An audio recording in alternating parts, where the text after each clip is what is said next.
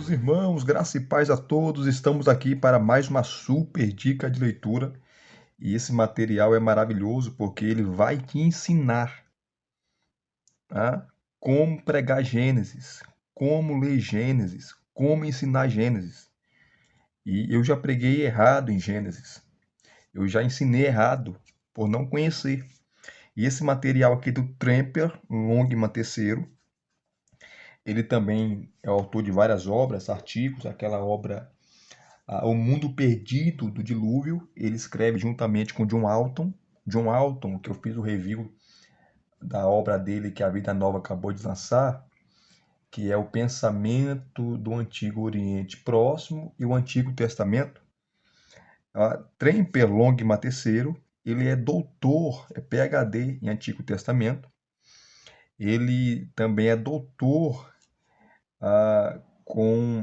ele tem uma especialização na parte histórica, cultural do Antigo Testamento, assim como John Alton também. Ele dá aula de teologia, ele é pastor, tá? E é um camarada espetacular. Escreve como ninguém, ensina como ninguém, só que eu nunca vi ele pregando, né? Até porque eu não falo inglês. E os vídeos dele pregando no YouTube estão todos em inglês e não tem legenda. Mas ele é um exímio estudioso do Antigo Testamento, hebraísta também. E esse material ele vai falar do livro de Gênesis, do gênero literário, tá? Ele vai te dar tudo o que você precisa saber para você entender Gênesis, tá? Que é um dos livros mais difíceis da Bíblia, se não for mais difícil, tá? Muito complicado, primeiro, principalmente os capítulos de 1 a 11, tá? Se foi Moisés que escreveu, se não foi Moisés, se foi vários autores, apesar que hoje, queridos, na academia, tá? Na área acadêmica, não é mais unanimidade. Tá? Pouca gente defende hoje que foi Moisés que escreveu o livro. Pouca gente defende. Tá? Isso na academia, tá? Na academia. Então, vamos abrir aqui para vocês verem, tá? Esse maravilhoso livro. Ele praticamente está esgotado. Você pode encontrar aí na Mercado Livre, mas é difícil na Amazon, tá? Vamos aqui. A primeira edição em português foi de 2009, tá? Essa obra aqui. E teve várias repressões. 2017, 2018, 2021 agora. Então 2021 agora já tem várias repreensões, né, dessa obra, porque muita gente pediu. Então vendeu muito e ainda vende, né? Deixa eu aqui para vocês. Aqui está o sumário, tá? Aqui está o sumário. Ele começa com agradecimentos, o prefácio. Aí o livro é dividido em parte. E nas partes tem os capítulos. Então, parte 1. Lendo Gênesis com uma estratégia.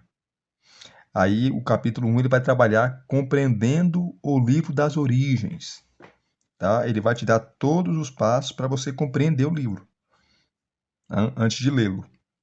A parte 2, ele vai trabalhar lendo Gênesis como literatura. Tá? Quem escreveu Gênesis? O formato do livro de Gênesis. Que ele trabalha também a questão do gênero literário. É mito, é poesia, é história e por aí vai. Ele vai trabalhar isso aí. Parte 3. Lendo Gênesis em seu próprio mundo. Mito ou história? Gênesis e o Enuma Elish. Para quem não conhece o Enuma Elish, é o conto babilônico da criação do mundo. Tá? Que os deuses criaram o mundo. Que os deuses criaram o mundo. Então vai falar de Tiamat, que era o mar. Vai falar do principal deus, Marduk, tá? Que se tornou o deus principal por matar Tiamat, tá? E pega o corpo dela, uma parte do corpo ele faz os céus e outra parte ele faz a terra, tá? Porque naquela época, tanto a mitologia babilônica, suméria, acadiana, egípcia, ensinava que os deuses criaram o mundo. E a narrativa de Gênesis, capítulo 1, capítulo 2, o escritor, ele está tirando essa ideia politeísta da cosmogonia, tá? Da criação do mundo. E também da teogonia, da criação do mundo. Ele está tirando da mente, mostrando que não existe deuses, mas existe um único Deus, tá? Elohim, Yahvé, tá?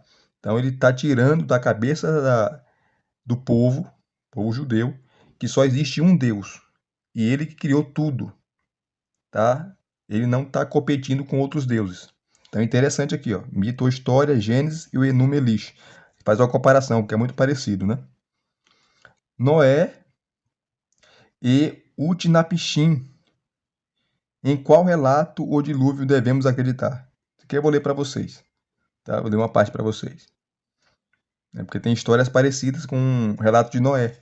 Então, muita gente vai defender que a Bíblia simplesmente está copiando histórias dos outros povos, ou mitos de outros povos, ou das civilizações vizinhas ali de Israel, como o dilúvio, a criação e por aí vai. Abraão e Nuzi, costumes patriarcais em seu contexto cultural. Tá? Como os patriarcas contavam histórias. Então, tudo isso ele vai falar para você entender Gênesis. Parte 4. Lendo Gênesis com o relato de Deus. Aí vem o capítulo 7, a história primeva, de Gênesis 1, capítulo 1 a 11, de 1 a 11. 8, as narrativas patriarcais, Gênesis 12, 36. 9, a vida de José, que vai de 37 a 50, né? E a parte 5, que é a última, lendo Gênesis como cristãos. Capítulo 10, a diferença cristológica. Aí tem apêndices, comentários sobre o livro de Gênesis, índice de nomes, índice de assuntos, índice de passagens bíblicas. Antes de ler aqui para vocês uma parte, vamos lá para o índice de assuntos, página 217. Tá? E no final, queridos, tá? Sempre no final ele tem aqui um sumário de perguntas, tá? Para você responder. Você respondendo facilita mais a sua compreensão do livro de Gênesis. Então vamos aqui para a página 217 para vocês verem, né, que maravilha. 217. Aqui, ó, índice de assuntos. Então eu quero pegar Abraão, tá? Aí tem as páginas sobre Abraão, as páginas, página 7, página 12, página 20, 29, 32, 39, 40, 49 e por aí vai. Adão e Eva, página 7, página 13, página 14 e assim sucessivamente. Caim, criação, tá? Gilgamesh, a epopeia o épico de Gilgamesh, que trabalha a questão do dilúvio, né? Então aqui, ó, você vai aqui no índice de assuntos, olha e vai na página que você quer ler. Que maravilha, né? E vamos aqui já, sem delongas, vamos pegar aqui, ó. Mito ou história, Gênesis e o Enuma Elish. Vamos pegar aqui a página 81, rapidamente. Vamos dar uma pincelada para vocês verem aqui o que ele fala.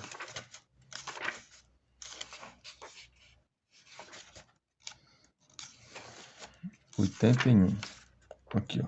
Mito ou história, Gênesis e o Enuma Elish, que é o mito babilônico da criação. E os deuses criaram, tá, o mundo. Aqui, ó. Gênesis não foi escrito num vácuo. Pode ser a parte mais antiga das escrituras, mas não é de modo algum a literatura mais antiga do Oriente Próximo. Isso aí é fato. Isso aí é um fato. As obras literárias mais antigas que têm algum peso no estudo da Bíblia são provenientes dos povos antigos da Mesopotâmia. Lembrando que a Mesopotâmia significa entre rios. Entre rios, o nome Mesopotâmia. Foi lá que o mundo começou. E do Egito. E os dois dínamos culturais daquela época. A data mais remota que é possível atribuir a Moisés é o século XV a.C., enquanto os primeiros textos de literatura suméria e egípcia procedem da primeira parte do terceiro milênio. Para o estudo do Antigo Testamento, também é importante a literatura oriunda dos vizinhos mais próximos de Israel, em particular a que foi escrita em ugarítico. Essa língua não existe mais, né? Uma língua morta. Pois tal literatura reflete ideias religiosas cananeias, povo pagão, que veio de Cã, filho de Noé. Os capítulos 4 e 5 exploram aspectos diferentes da abundante literatura do Antigo Oriente Próximo, que mostram semelhança com partes do livro de Gênesis. O contexto cultural de qualquer livro bíblico é importante, mas para Gênesis é algo particularmente crucial, tendo em vista a literatura que sobreviveu até nós. Neste capítulo, leremos o relato da criação à luz de relatos rivais de nações circunvizinhas. Nesse processo, surge a pergunta sobre se é acertado considerar o relato da criação em existência. Da criação, cadê? Me perdi aqui. Nesse processo surge a pergunta se é acertado considerar o relato da criação em Gênesis como mito ou história. Além disso, avaliaremos a existência de histórias do dilúvio semelhantes ao relato bíblico de Noé. No capítulo 5 será avaliada a importância da descrição de costumes parecidos com aqueles observados pelos patriarcas. Então, você conhecer o contexto histórico e cultural vai ajudar muito a entender o livro de Gênesis. Ele começa: a criação em relatos no Antigo Oriente Próximo. Aí começa aqui, ó. Hoje, quando leio Gênesis capítulo 1 e capítulo 2, meus pensamentos vão para as aulas de biologia e física que tive durante o ensino médio, como a descrição bíblica da criação tem a ver com a teoria do Big Bang e com a evolução. Não há dúvida de que Gênesis capítulo 1 e 2, capítulo 1 e capítulo 2, tem um peso na avaliação que fazemos desses relatos científicos modernos sobre as origens do cosmos e do homem. Mas um momento de reflexão nos fará lembrar que nenhum autor ou leitor antigo teria tido a ideia de fazer tal comparação. É certo que o relato bíblico da criação não foi escrito para se contrapor a Charles Darwin ou Stephen Hawking, mas foi escrito à luz de descrições rivais da criação. Graças às descobertas de arqueólogos especialistas em línguas antigas dos últimos 200 anos, temos em mãos pelo menos algumas daquelas ideias que disputavam os corações e mentes dos antigos israelitas. Então, Gênesis capítulo 1, capítulo 2, não foi escrito para mostrar que a teoria do Big Bang está errada, mas para tirar a ideia da mente do povo politeísta, né, de vários deuses criando o mundo, mas mostrando que só existe um único Deus. Essa é a ideia. Em vez de fornecer uma lista exaustiva dos muitos e diferentes mitos dos vizinhos de Israel, citarei pontos de comparação e contraste entre, de um lado, os relatos bíblicos e, de outro, os dos egípcios, mesopotâmicos e cananeus. Começando pela época dos patriarcas e indo até o restante do período do Antigo Testamento, os filhos de Abraão viveram no meio de um mundo pagão. Só Israel adorava Yahvé, ao passo que as demais nações possuíam seus próprios deuses e deusas, e também possuíam seus próprios relatos da criação. Uma vez que o povo de Deus era constantemente tentado a adorar as divindades de outras nações, não devemos ficar surpresos com o fato de que os relatos bíblicos sobre a criação tenham sido ali elaborados de uma tal maneira que proporcionasse uma clara distinção em relação aos relatos de outras nações. Assim mesmo, existem semelhanças. De qualquer modo, a leitura mais interessante e produtiva dos relatos bíblicos da criação se dá à luz dos relatos rivais do Antigo Oriente Próximo. Entretanto, antes de proceder à comparação, precisaremos descrever brevemente alguns dos principais relatos de criação encontrados no Antigo Oriente Próximo. Aí ele começa aqui trazendo o Egito. Tá? É excelente esse material. Egito. Ao longo de toda a sua história, e particularmente na época de Moisés, Israel teve contato com os egípcios. A tradição bíblica afirma que os israelitas deixaram o Egito debaixo da liderança de Moisés. Moisés cresceu no Egito, né? Foi 40 anos lá. Então ele conhecia os mitos, né? A mitologia egípcia, o qual foi criado e presumivelmente educado na casa do próprio faraó. Por esse motivo, é razoável supor que ideias egípcias sobre a criação fossem conhecidas desde o momento mais remoto da história de Israel como nação. Surpreendentemente, temos pouquíssimas narrativas místicas contínuas na língua egípcia.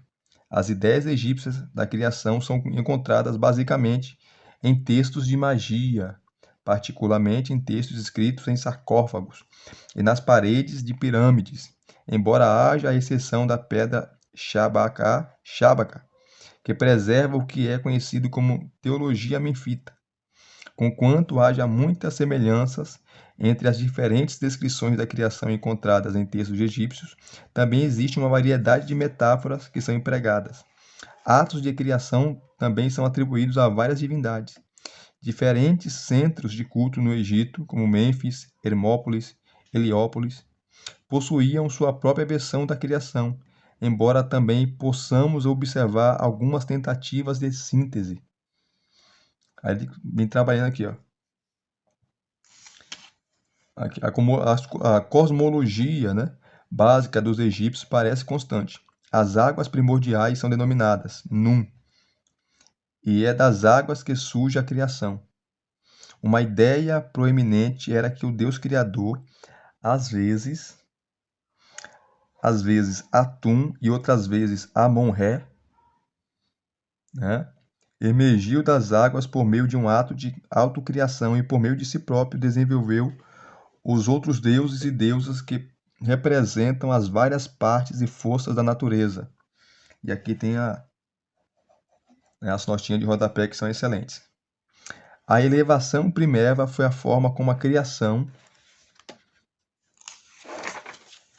emergiu de Num, talvez refletindo miticamente o solo fértil que era a fonte de vida que ficava depois que baixavam as inundações anuais do Nilo. A religião egípcia nunca foi uma ideia isolada, mas antes uma amalgamação e uma associação de conceitos religiosos vagamente relacionados e derivados de uma variedade de centros religiosos. Interessante, né? Ele trabalha o Egito. Depois ele vem aqui, ó, vai trabalhar a Mesopotâmia. Aqui, ó. A literatura mais antiga da região da Mesopotâmia, aliás, a mais antiga literatura de que se tem conhecimento, procede da antiga Suméria. Embora os sumérios tenham deixado para a posteridade uma extensa literatura sobre criação, deixaremos de lado uma apresentação dessas ideias acerca da criação para concentrar a atenção em dois textos da criação existentes na literatura acádica. O acádico era a língua dos babilônios e assírios. Estes últimos foram os herdeiros das ideias sumérias e eram contemporâneos dos israelitas durante o período do Antigo Testamento. O texto mais significativo sobre a criação escrito em acádico tem o nome tirado das suas primeiras palavras. Quando lá no alto, que em acádico é Enuma Elish. Então, Enuma Elish significa quando lá no alto, que é o poema, né, ou mito da criação do mundo. Né, o mito da criação do mundo, segundo os babilônicos. Muito embora a criação seja um elemento do mito, o propósito derradeiro da composição foi proclamar a exaltação de Marduk, o deus primaz, um deus principal do panteão babilônico, como líder máximo do panteão. A maioria dos estudiosos de hoje provavelmente associaria a exaltação de Marduk e a composição desse texto ao reinado de Nabucodonosor I, que é o século 12 a.C. O texto começa com uma teogonia, ou seja, um registro do nascimento e gerações dos deuses e deusas, que significa teogonia. As divindades mais antigas foram Tiamat e Apsu, as águas, respectivamente, do mar e debaixo da terra. A mistura dessas águas produziu as próximas gerações dos deuses e deusas. Logo houve um abismo de gerações com o qual foi preciso lidar. O pai, Apsu, ficou cansado dos seus filhos barulhentos e, contra a vontade da mulher, que é Tiamat, que era o mar, decidiu matar sua descendência divina.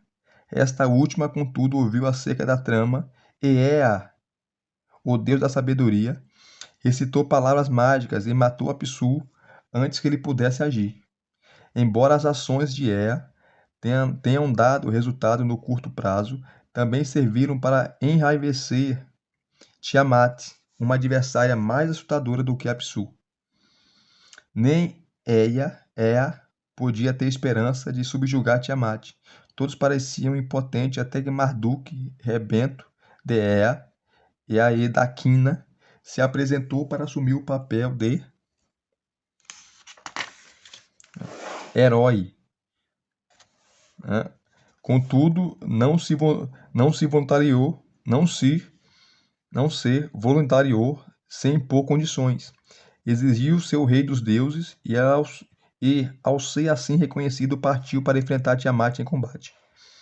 Nesse interim, Tiamat havia nomeado Kingu como líder de suas forças e aparentemente como seu consorte em lugar de Apsu.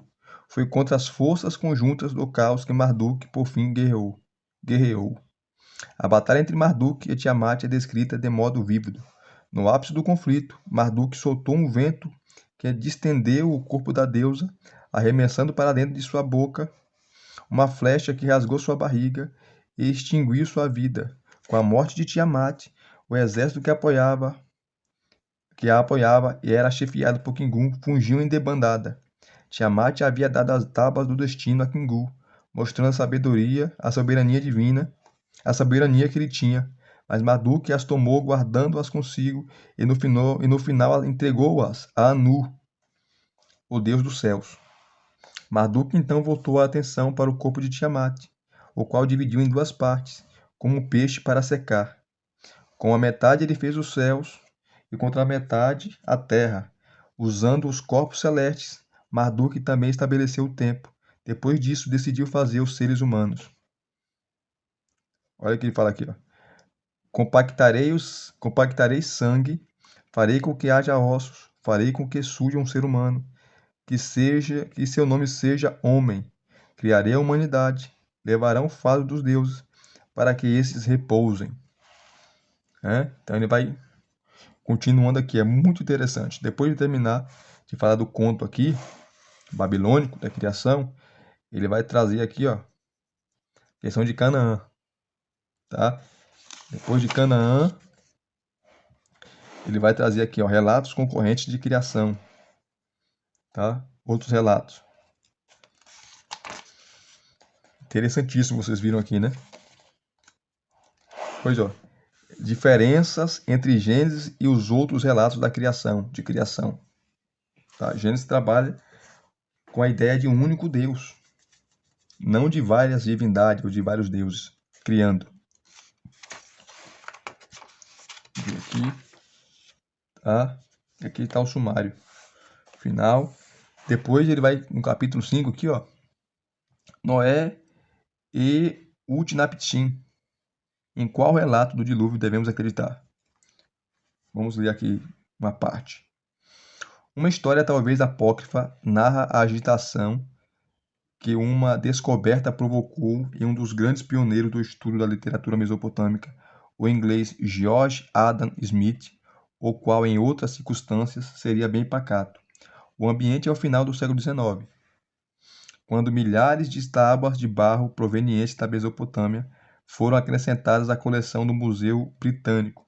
Por estar fazendo a leitura inicial dessas tábuas, tornou-se a primeira pessoa desde a antiguidade a ler a 11ª tábua do épico de Gilgamesh, a qual é a parte que narra acerca do grande dilúvio.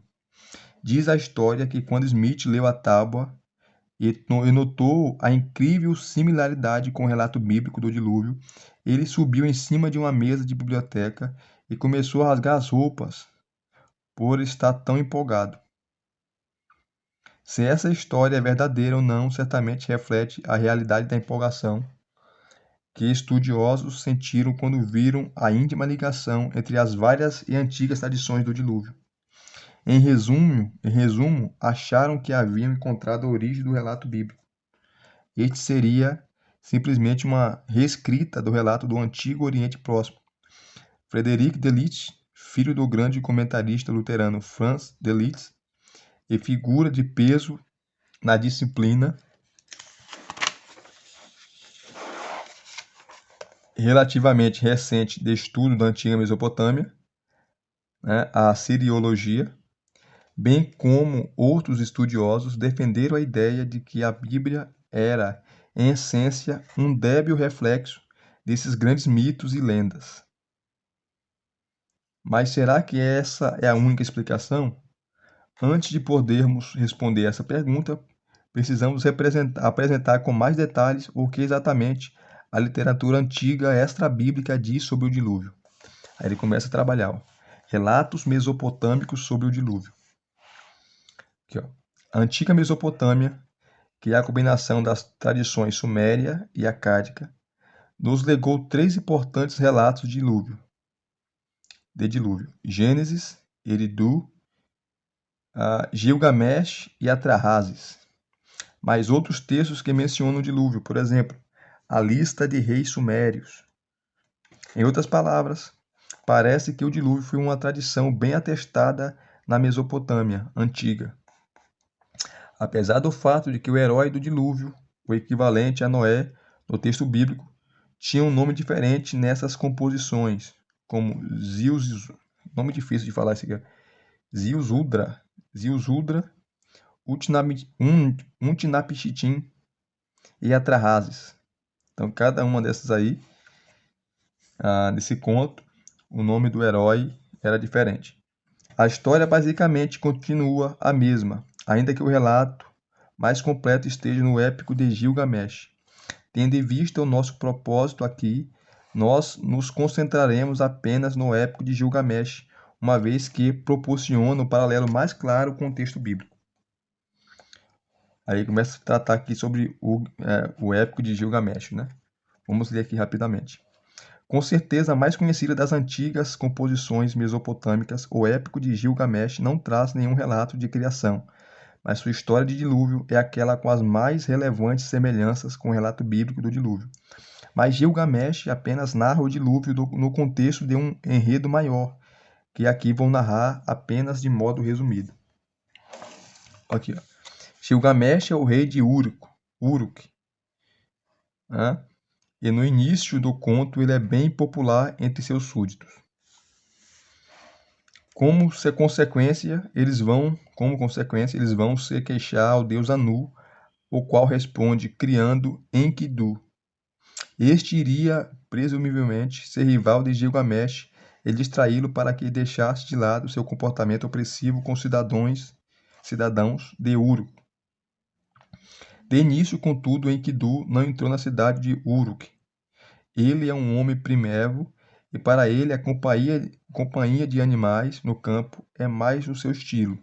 Isto é claro, não atende aos interesses do povo, de modo que enviam uma prostituta para fora da cidade com o objetivo de civilizar Enkidu.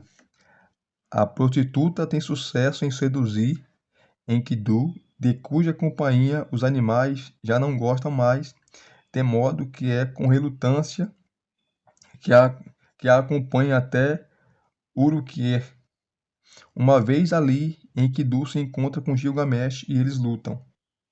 Em meio à luta, ambos se tornam firmes amigos e embarcam juntos numa série de feitos. Entre outras aventuras, derrotam Hu-Wa-Wa, o protetor da floresta de cedros do Líbano. Durante esse período, a grande capacidade e beleza de Gilgamesh atraem a deusa Ishtar, que propõe se casar com ele. Gilgamesh, conhecedor do destino que tiveram seus amantes anteriores, a rejeita, o que faz com que ela procure o pai, o deus Anu, em busca de vingança. Anu não deseja matar Gilgamesh, mas em vez disso, o castiga matando Enkidu. Gilgamesh é bastante tocado pela morte de Enkidu, não apenas porque é seu amigo, mas também, ao que parece, porque a morte de Enkidu o confronta com sua própria mortalidade. O restante do conto é a história da procura por Gilgamesh de uma resposta para a morte. É essa indagação que o leva até Utnapishtim, visto que Utnapishtim é o único ser humano a não experimentar morte. a pergunta de Gilgamesh a Utnapishtim sobre por que ele não morreu é o que leva este último a relatar sua experiência com o dilúvio, que é a tábua 11 do épico. Respondendo a Gilgamesh, Utnapishtim narra o tempo em que os deuses decidiram trazer um dilúvio contra a humanidade. O deus Ea, no entanto, se comunicou com um dos seus devotos. Ele disse para construir uma embarcação que transportaria os moradores da terra em meio à devastação causada pelo dilúvio. As dimensões dessa arca foram as de um grande cubo. Tendo terminado de construir a arca em apenas 7 dias, Utnapishtim carregou o barco com provisões, mas, mais importante ainda, também levou sua família e animais dentro. Quando todos estavam seguros dentro da embarcação, chuvas terríveis começaram. Até os deuses ficaram assustados com o dilúvio. A tempestade durou 7 dias e a embarcação veio parar sobre o monte Nimush. A essa altura, Utnapishtim soltou algumas aves em sequência, 2 pombas, e em seguida uma andorinha, para ver se terra firme já tinha aparecido. O truque deu certo. Com a última ave, eles embarcaram. Sua primeira providência foi ofertar um sacrifício, o que foi um grande prazer para os deuses, que estavam esfomeados devido à falta de atenção dispensada pelos seres humanos. Enlil, no entanto, não ficou nada satisfeito e acusou Ea por falta de lealdade com os colegas deuses. Mesmo assim, Ea conseguiu acalmar Enlil, e este último então decidiu outorgar imortalidade a Utnapishtim e sua esposa. Para Gilgamesh, a história é fascinante, mas também deprimente, pois descobriu que a imortalidade de Utnapishtim não se repetiria. Assim sendo, o próprio Gilgamesh não irá encontrar resposta para seu dilema. Tá? Aí ele vai trabalhando. Depois ele faz uma comparação, queridos, aqui, ó. Ligações com Gênesis capítulo 6 a 9, tá? As semelhanças. Ele vai trabalhar aqui, tá? E assim sucessivamente. Então é um livraço, tá? Que ele vai trabalhar todas essas questões. Aqui ele trabalha a questão de Abraão e Nuzi, tá? Sobre o relato aqui da patriarcal, o chamado de Abraão, tá? E o chamado desse camarada chamado Nuzi. Ele vai fazer essa ponte aqui, tá? E vai explicando os detalhes que Gênesis nos fornece, citando os mitos antigos, como eu li para vocês aqui, tá? Fazendo comparações. Vai falar do gênero literário de Gênesis. Então é um material monumental, maravilhoso. Se vocês gostaram de mais uma super dica de leitura, deixa aqui nos seus comentários, deixe o seu like, se inscreva no canal se você não é inscrito e acione o sininho para receberem todas as notificações. Graça e paz mais uma vez. Até os próximos vídeos.